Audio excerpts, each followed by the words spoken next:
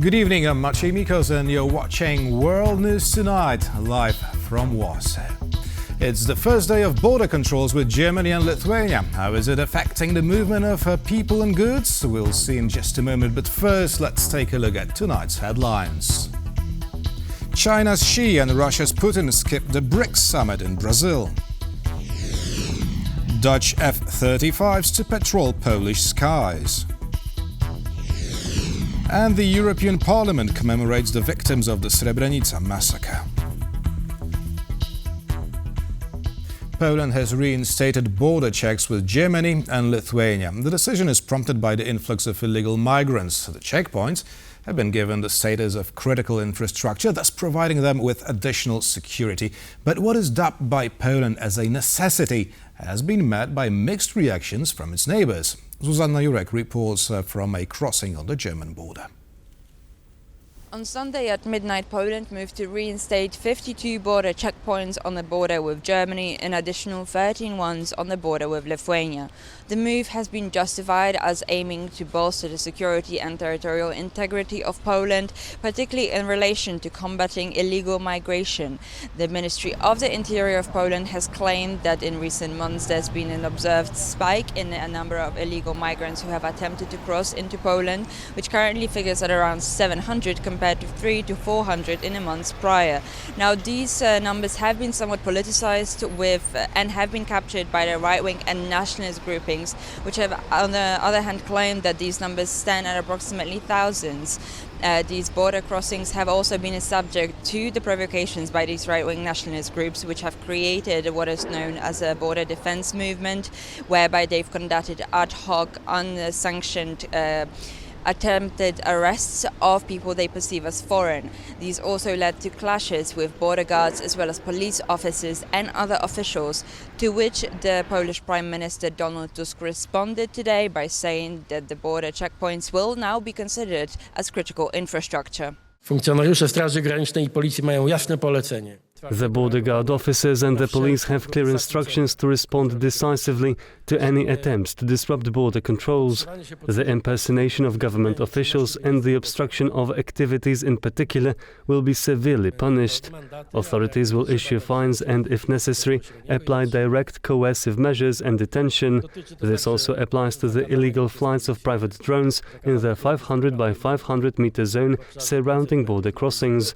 Now, although Poland is in the Schengen zone, the move in itself isn't unprecedented. Germany has moved to also reinstate border checkpoints with Poland as early as October 2023, once the government of the centre-right Friedrich Merz took control of the Bundestag.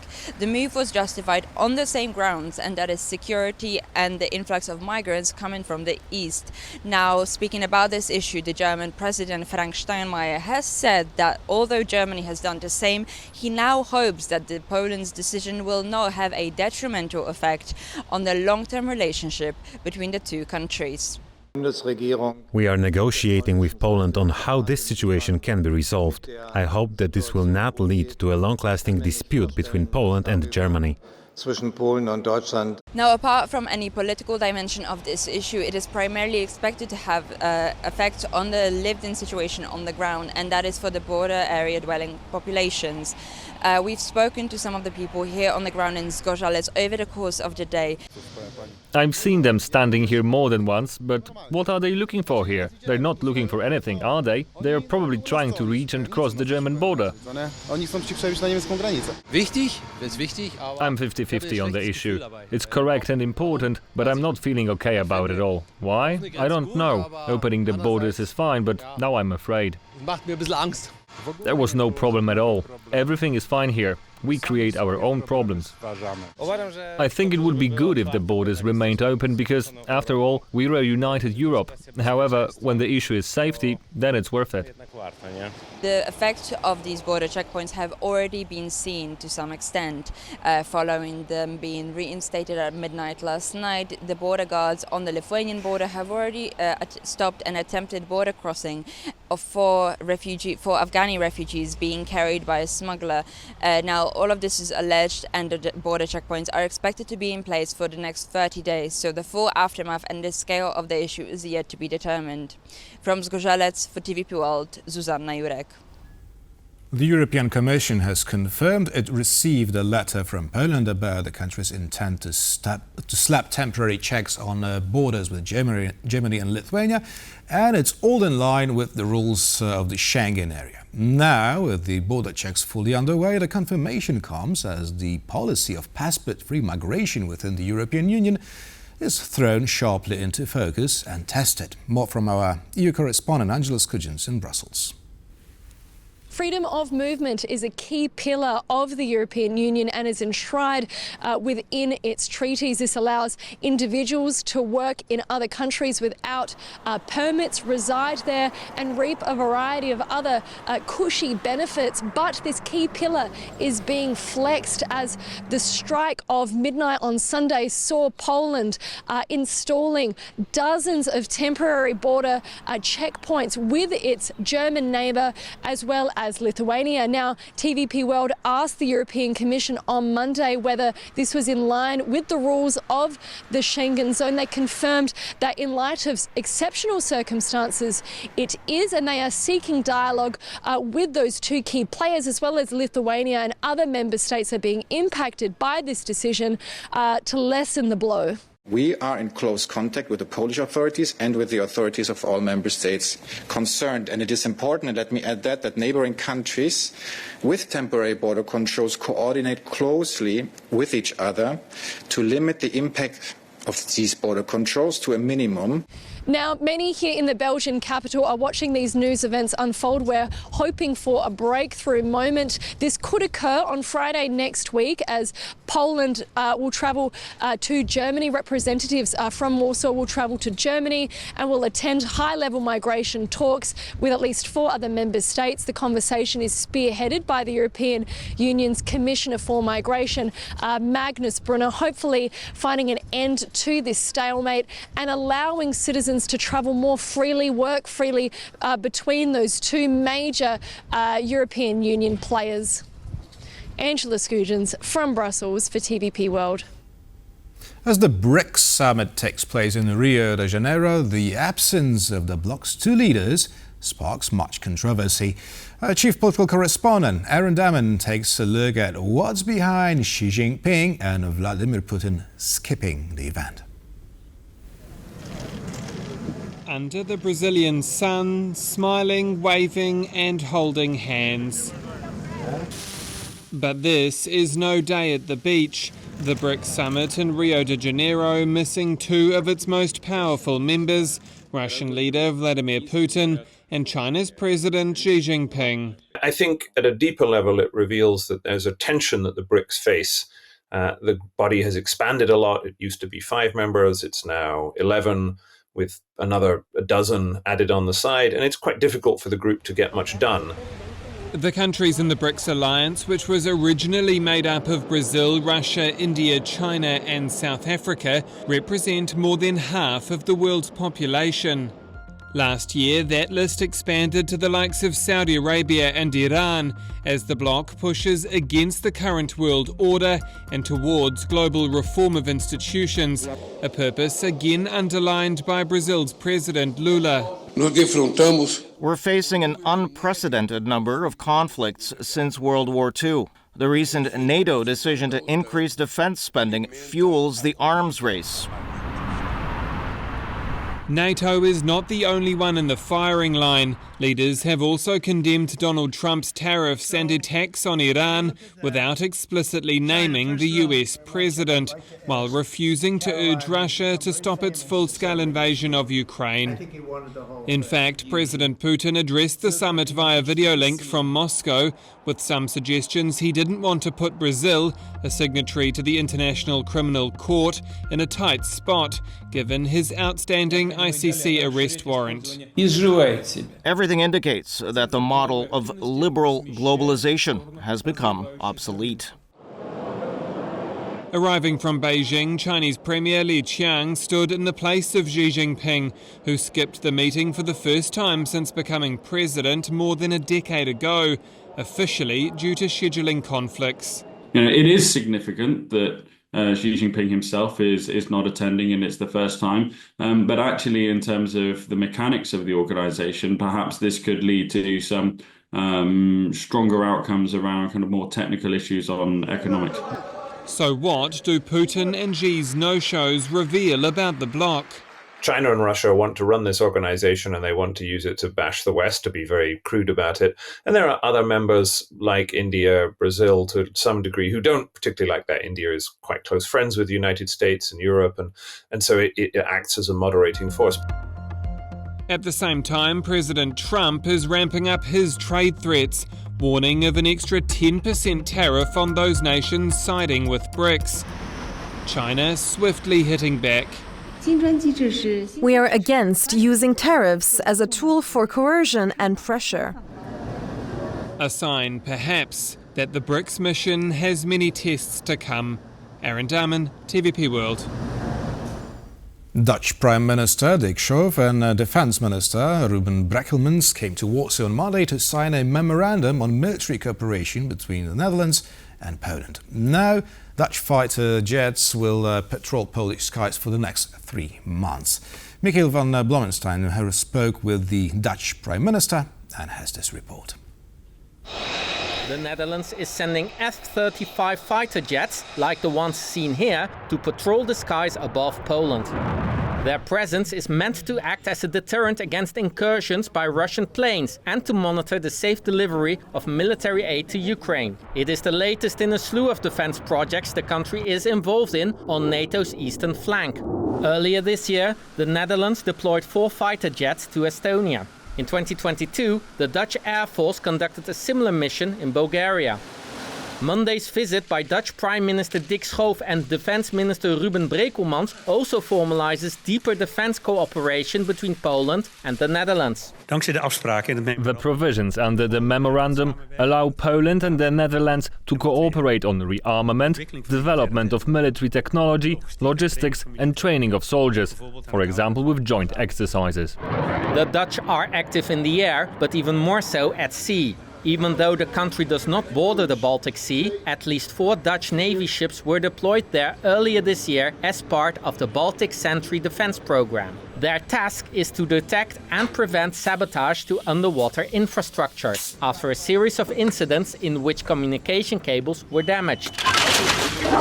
Talking exclusively to TVP World, Prime Minister Schoof explained that the Russian full-scale invasion of Ukraine has prompted the Netherlands to take an active stance in the region. First of all, the Russian aggression war against Ukraine makes very clear that there is a real threat at the eastern flank of Europe.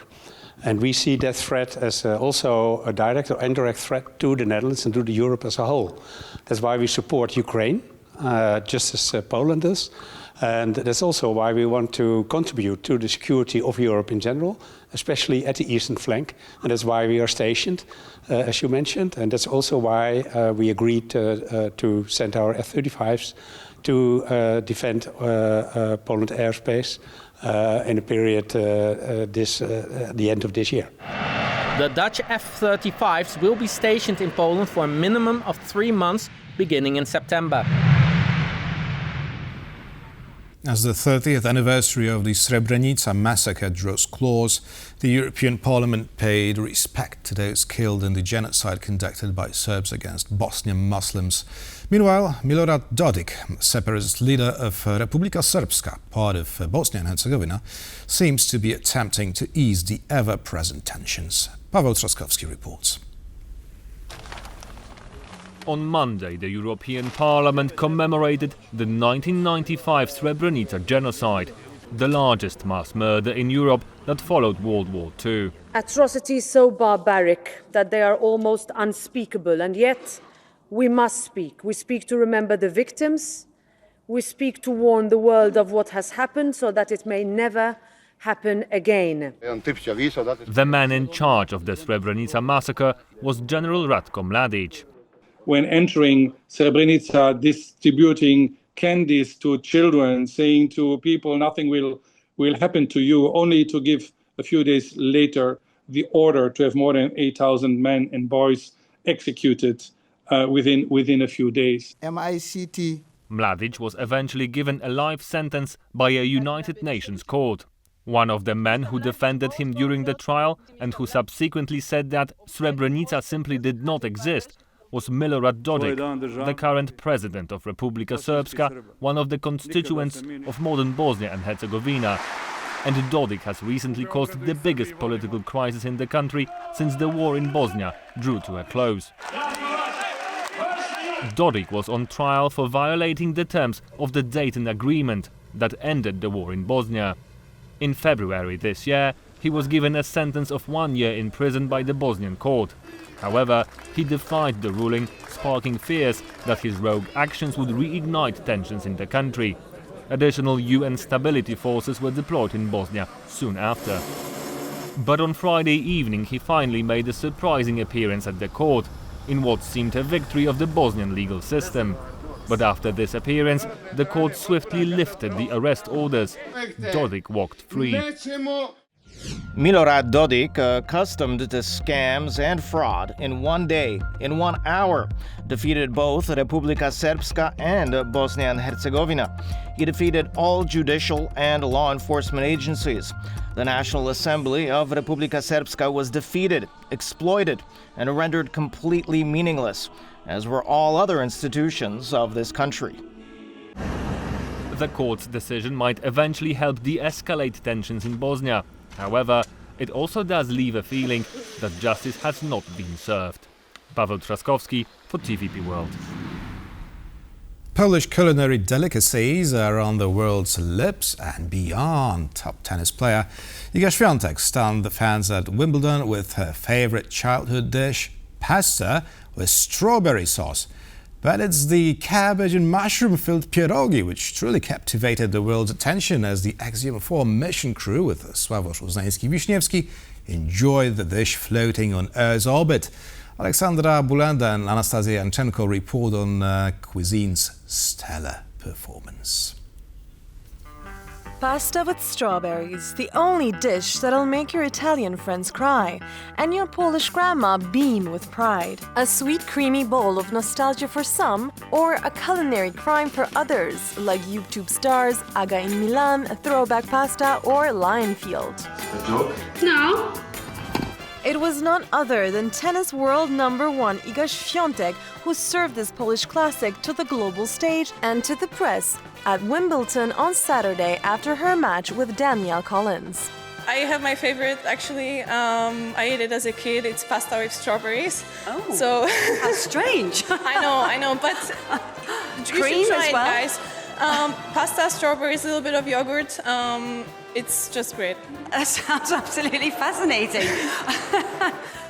Fascinating indeed, and it caught Wimbledon by surprise. After all, the tournament is famous for its mountains of strawberries and cream consumed by the ton.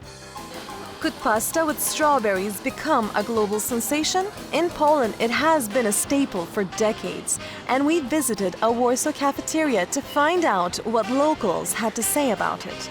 It's very refreshing and very good for summer, so yeah, very good. The flavor combination of the pasta with strawberries, it's really nice. I mean, you have the consistency of the pasta, which is always cool if you will make it properly, and then you have a beautiful flavor of strawberries. I never thought of trying it. In fact, I thought that it's a little weird to have the combination of strawberries with pasta. I will also try it after this interview for sure.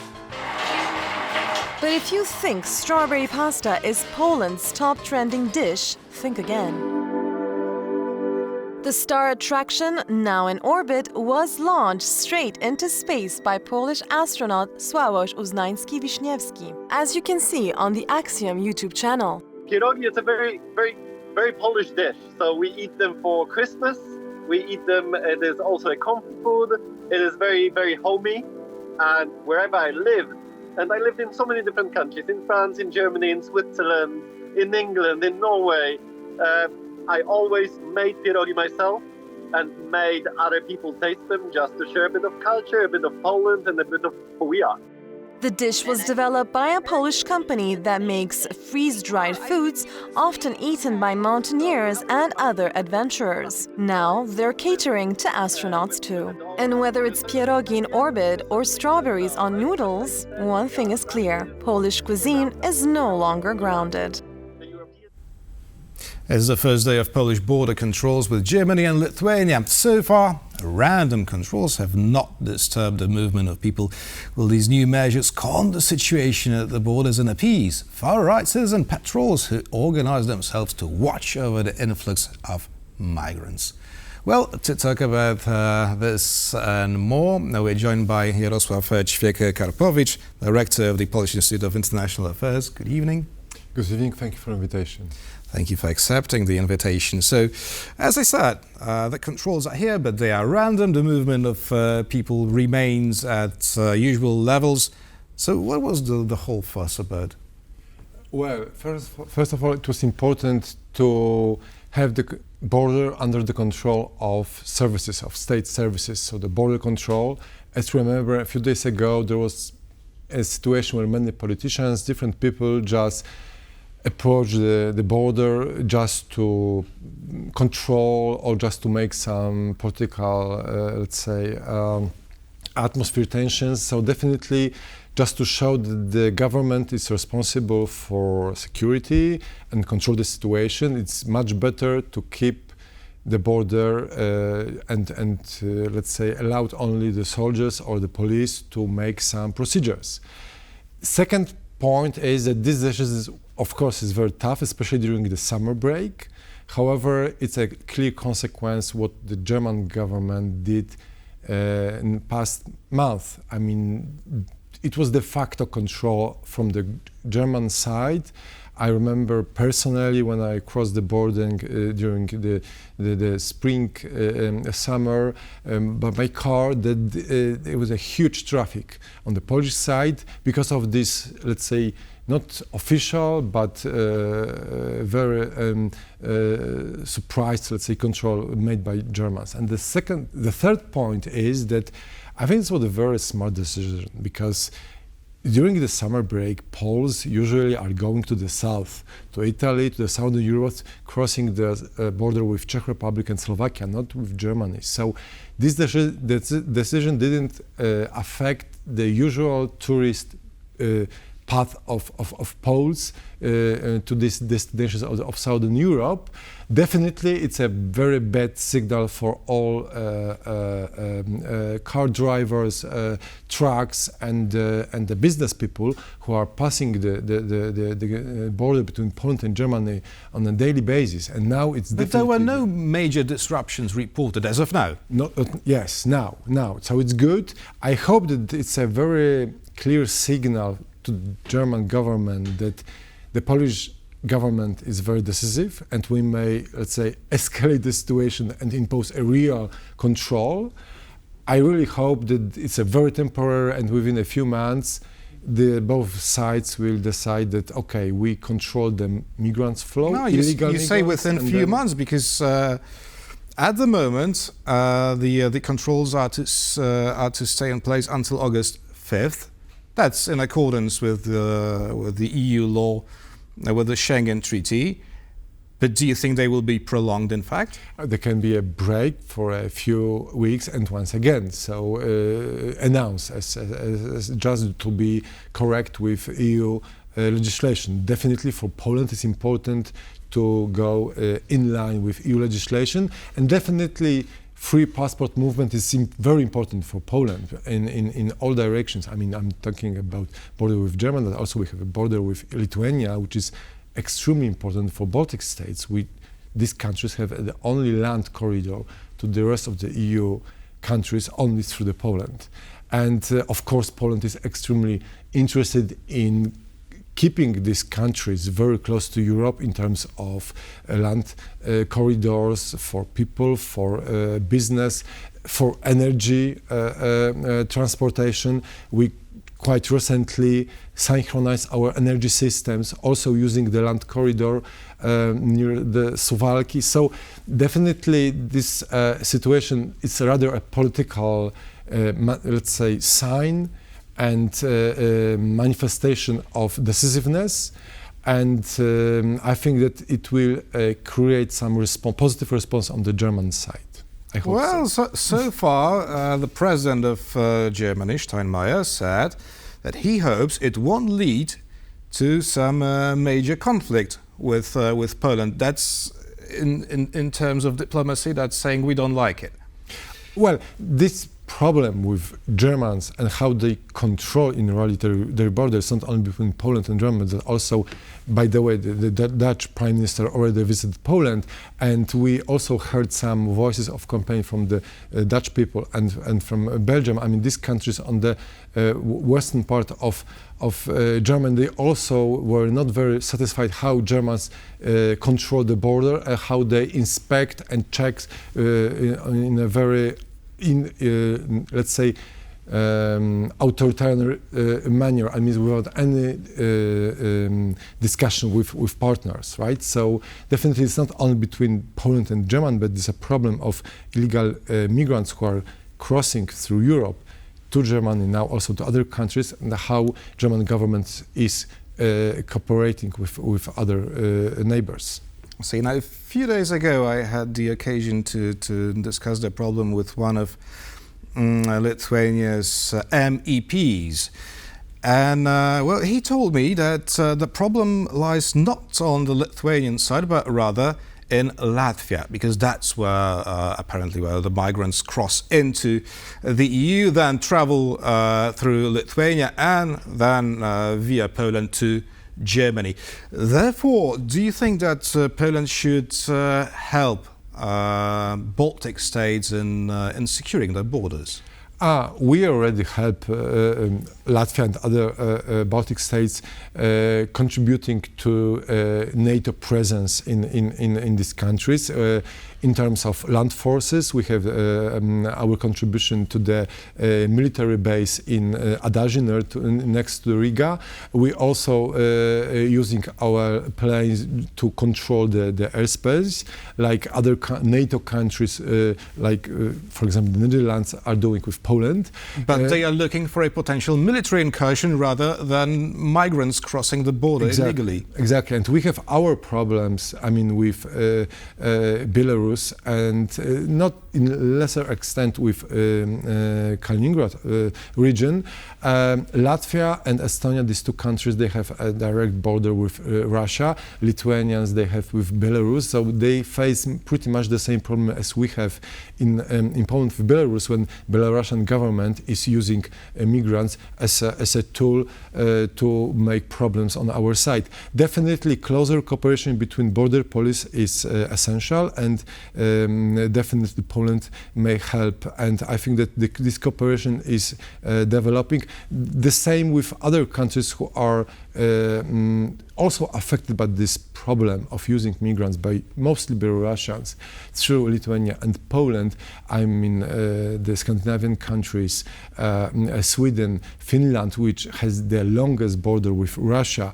These countries, especially Nordic states and Germany and Western Europe, this is the final destination of migrants, let's say, plans just to come to European Union territory, but also Poland is becoming more and more attractive as a place where migrants want to stay for longer.